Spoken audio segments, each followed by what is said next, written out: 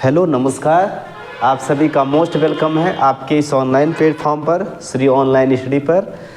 चलिए क्लास को शुरू किया जाए। तो जैसा कि यूपी स्पेशल की पहली क्लास में आप लोगों ने देखा था, जो है उत्तर प्रदेश की स्थिति और विस्तार के बारे में हम लोग विधिवत डिस्कस कर चुके थे, ठीक है ना। जिन लोगों ने नहीं देखा है उस लेक्चर को वो देखें, चैनल को सब्सक्राइब करें और दोस्तों के साथ शेयर करें। आपको बेहतर कंटेंट दिया जाएगा। आपने कहीं भी पढ़ा हुआ है, उत्तर प्रदेश विशेष जब हमसे आप पढ़ लेंगे तो आपकी तैयारी कंप्लीट हो जाएगी। ऐसा मेरा ऑफलाइन क्लासेस में बच्चों का रिस्पांस रहा है, ठीक है।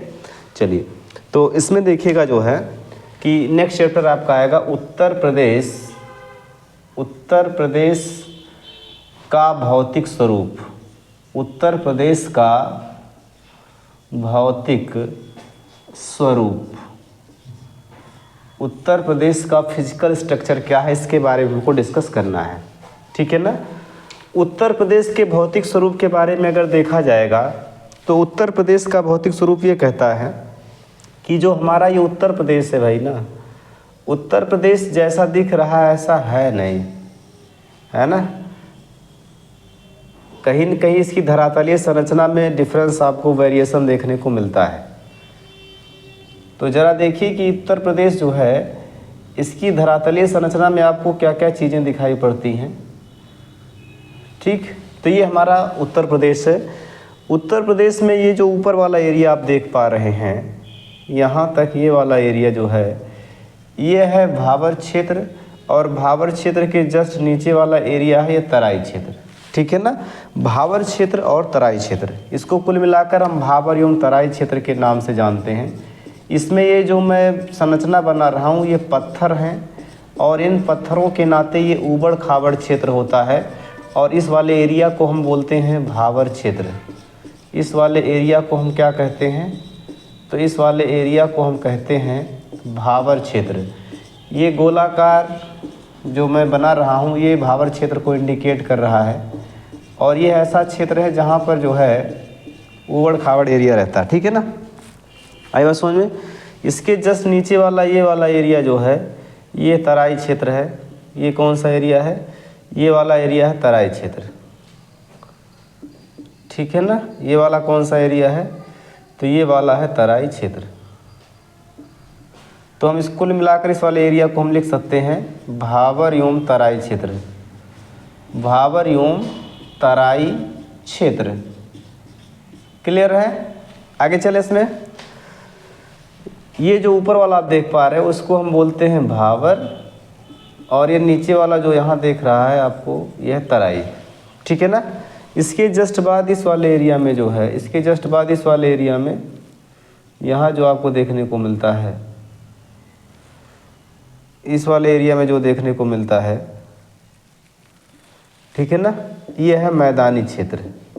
ये कौन सा एरिया है, ये है मैदानी क्षेत्र, ठीक भाई।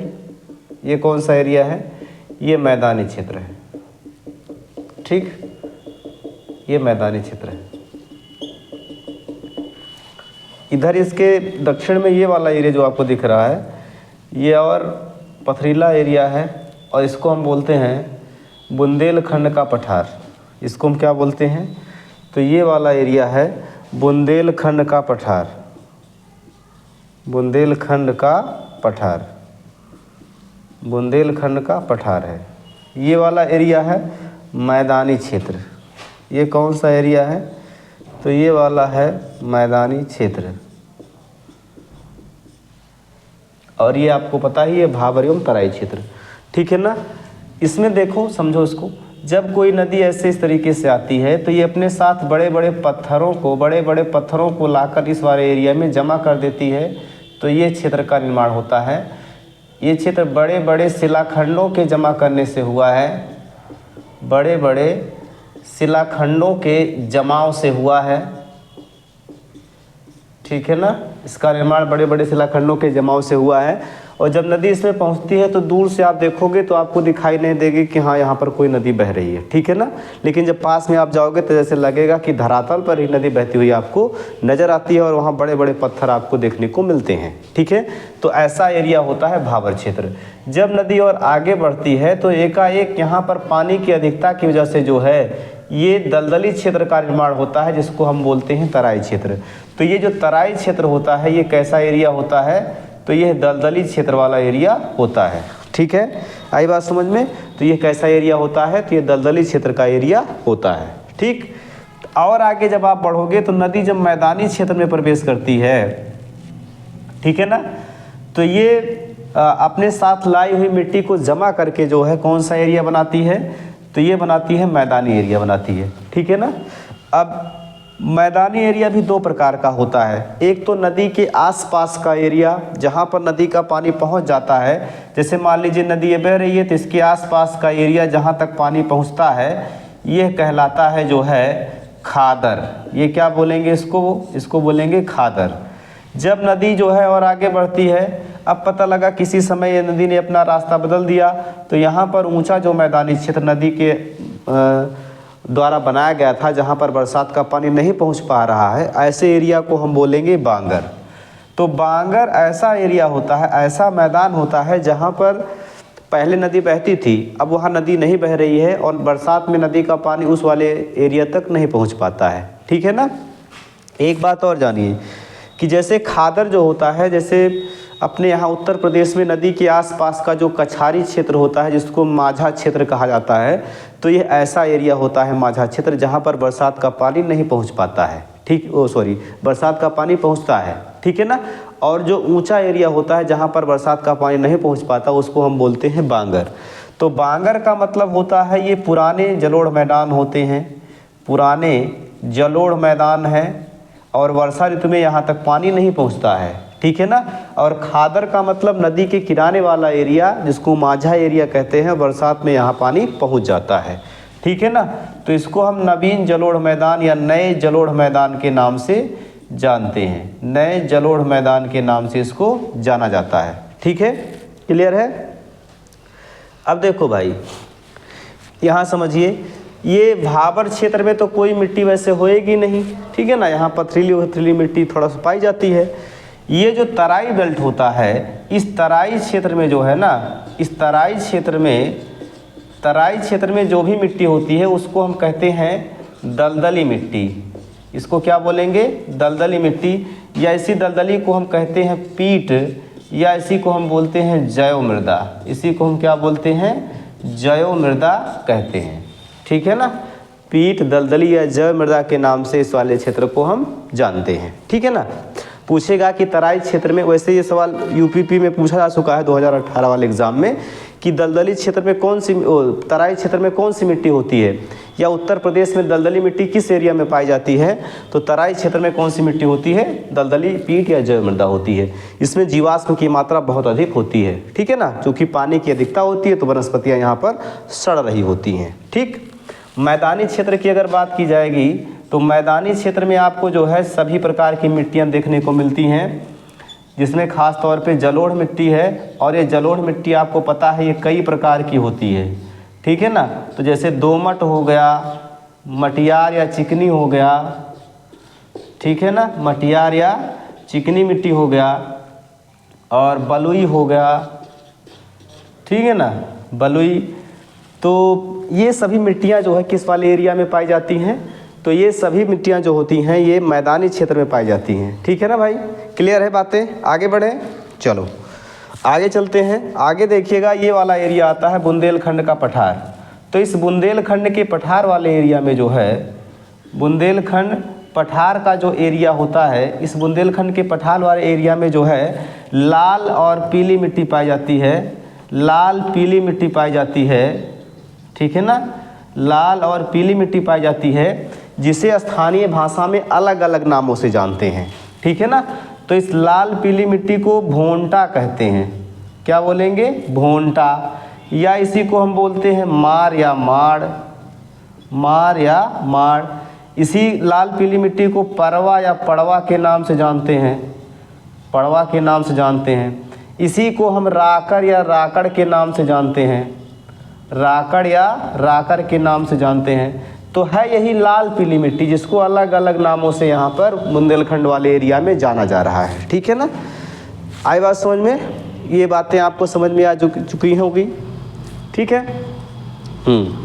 अब यहाँ देखो, ये जो मैदानी वाला एरिया है, इस मैदानी वाले एरिया में इधर की तरफ जो है जलोढ़, दोमट, ये सब मिट्टियाँ होती हैं। ये यूपी वेस्ट में जो है यहाँ काली मिट्टी का भी विस्तार पाया गया है, ठीक है ना। यूपी वेस्ट में जो है काली मिट्टी का भी विस्तार पाया गया है। तो ये जलोढ़ मैदान में जो है काली मिट्टी जो है आपको ये भी देखने को मिलती है, ठीक है, क्लियर है। तो ये उत्तर प्रदेश का भौतिक स्वरूप है, यहाँ से सवाल बनते हैं आपके, ठीक है ना। चलो अब देखो, ये बुंदेलखंड का जो पठार आपको दिख रहा है यहाँ पर, इस पठार का ये जो पूरब वाला हिस्सा है, ये वाला जो हिस्सा है, इसको हम बघेलखंड के नाम से भी जानते हैं, ठीक है ना। सवाल आपसे पूछेगा कि बुंदेलखंड का पूर्वी हिस्सा क्या कहलाता है, तो बुंदेलखंड पठार का जो पूर्वी हिस्सा है मिर्ज़ापुर और सोनभद्र वाला एरिया में पाया जाता है, इसको हम कहते हैं बघेलखंड। वास्तव में इस बघेलखंड का विस्तार तो मध्य प्रदेश में ज़्यादा है, और यहाँ बुंदेलखंड का उत्तर प्रदेश में और मध्य प्रदेश दोनों में है, ठीक है ना। तो ये याद रखिएगा कि बुंदेलखंड पठार का जो पूर्वी भाग है ये बघेलखंड पठार के नाम से जाना जाता है, ठीक है, क्लियर है, बात क्लियर है। आगे बढ़ें। देखो भाई, अब ये जो बुंदेलखंड का पठार है या मैदानी क्षेत्र है या तराई क्षेत्र है, यहाँ पर कौन कौन सी फसलें होती हैं, ठीक है ना। तो फसलों को जानने के लिए देखिए, ये जो तराई क्षेत्र होता है, इस तराई क्षेत्र में जो है धान और गन्ना की अच्छी खेती होती है। धान तथा गन्ना यहाँ अधिक मात्रा में उगाया जाता है, ठीक है ना। मैदानी क्षेत्रों में लगभग सभी प्रकार की फसलें, ठीक है ना, गेहूँ है और धान है और सरसों, चना, मटर, ये सारी सभी प्रकार की फसलें लगभग यहाँ पर होती हैं। तो इस मैदानी वाले एरिया में जो है सभी लगभग फसलें यहाँ पर, सभी फसलें यहाँ पर उगाई जाती हैं, ठीक है ना। बुंदेलखंड के पठार वाले एरिया में, इस वाले एरिया में कौन कौन सी फसलें उगाई जाती हैं, तो इस बुंदेलखंड के पठार में जो है दलहनी फसलों की खेती अधिक होती है, ठीक है ना। दलहनी फसलें यहाँ पर उगाई जाती हैं, और इन दलहनी फसलों में कौन कौन सी फसलें आपको देखने को मिलती हैं, तो जैसे चना हो गया, मसूर हो गया, ठीक है ना, उड़द, इसके अलावा जो है और भी जो है दाल वाली फसलें जो है ना, और भी दाल वाली फसलें कहाँ उगाई जाती हैं, तो ये उगाई जाती हैं बुंदेलखंड के पठारी वाले एरिया में, ठीक है। तो ये एक छोटा सा लेकिन इम्पॉर्टेंट चैप्टर है, यहाँ से क्वेश्चन आए दिन पूछे जाते हैं, ठीक। और कुछ बातें डिस्कस कर लेते हैं। देखिए, सवाल आपसे पूछेगा कि कौन सा एरिया जो है स्वास्थ्य के अनुकूल नहीं होता, तो ये वाला एरिया जो आप देख रहे हो, तराई वाला एरिया जो आप यहाँ देख पा रहे हो, ये तराई वाला एरिया जो है, ये तराई वाला एरिया जो होता है ना भाई, यहाँ पर पानी की अधिकता के नाते चीज़ें सड़ रही होती हैं, तो मच्छर और बीमारियों का घर होता है। तो ये क्षेत्र जो है स्वास्थ्य की दृष्टि से अनुकूल नहीं होता, स्वास्थ्य की दृष्टि से जो है अनुकूल नहीं होता, बीमारियों का घर कहलाता है, ठीक है ना, बीमारियों का घर कहलाता है, मच्छरों का घर होता है, ठीक है ना। तो यहाँ पर ये चीज़ें आपको देखने को मिलती हैं, ठीक। तो आई होप ये एक इम्पॉर्टेंट चैप्टर है, यहाँ से चीज़ें आपको समझ में आई होंगी, और समझ में आई है तो वीडियो को लाइक करिए, दोस्तों के साथ शेयर करिए, चैनल को सब्सक्राइब करिए, ठीक। ओके, थैंक यू सभी को।